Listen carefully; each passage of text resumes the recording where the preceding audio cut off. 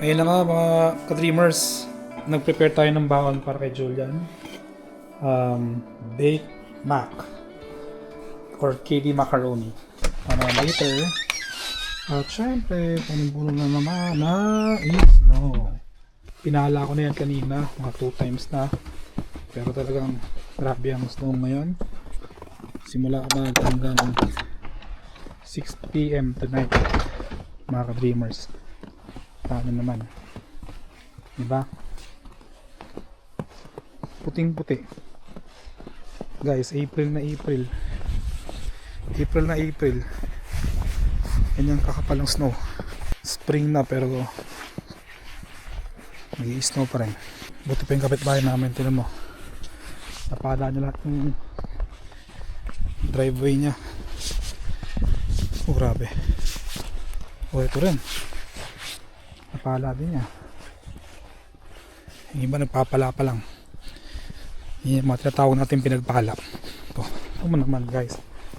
Oh, diba? Oh, ha? Mulubog yung sapatos ko. So that's Julian.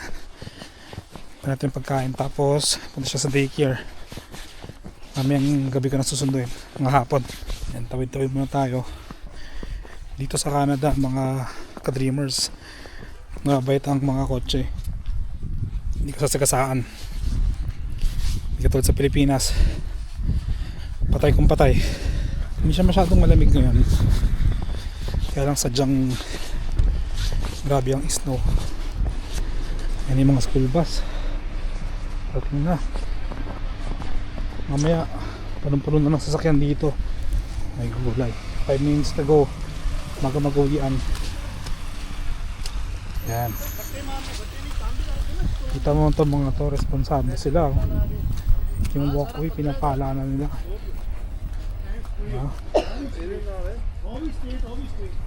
Sabihin, masipag.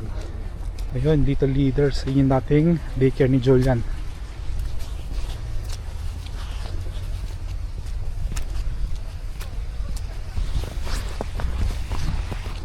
Ayan, chocolate. Mashi. Mga ka-dreamers, patay mo natin video. Bawal mag-video dito eh. Papakitan tayo. Okay.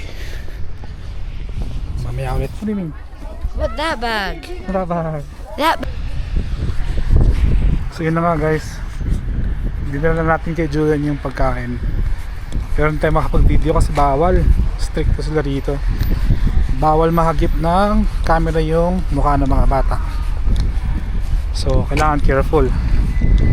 Pero ayan ang itsura ng mga sasakyan ngayon sa school. Ayan, ang dami na nilang sasakyan nandito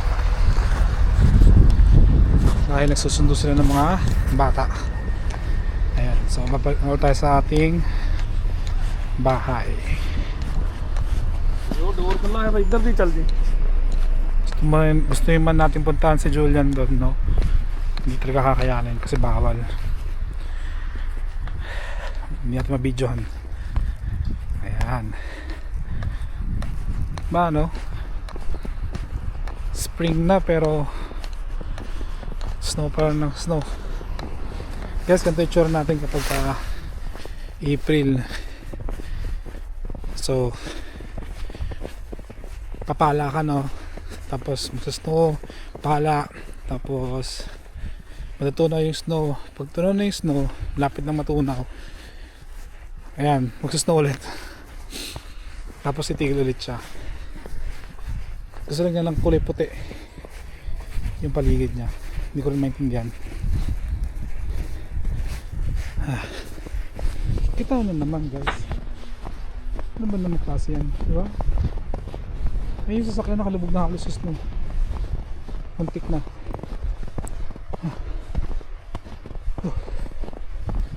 Grabe. Pag uwi ng bahay, magpapala na naman ako. Second pala of the day. Ang sarap.